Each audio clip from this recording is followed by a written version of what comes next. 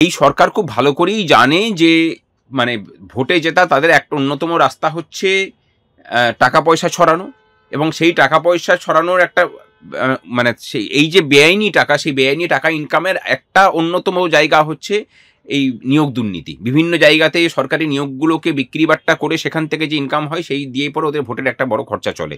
সুতরাং মানে নিয়োগ হবে, সেখান থেকে তারা পয়সা খেতে পারবে না, তাহলে স্বাভাবিকভাবে ভোটে খরচাও করতে পারবে না। ভোটে খরচা করতে না পারলে তখন মানে ভোটে তাদের ক্ষমতায় টিকে থাকা নিয়ে তো সংশয় তৈরি হবে। ব্রাত্য বসু আসলে এই কথাটাই বলতে চেয়েছেন। কোথাও আমাদের বুঝতে ভুল হয়েছে। আর এই সরকার থাকবে আর নিয়োগের ক্ষেত্রে দুর্নীতি থাকবে না, এটা হয় না।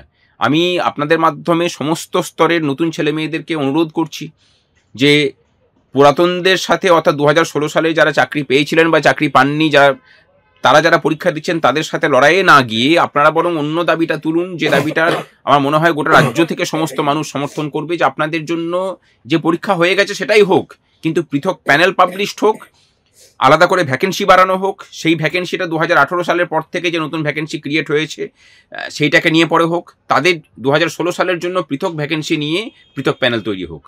এটা এটা এই এই দাবিটাই হচ্ছে ন্যায়সঙ্গত দাবি হবে।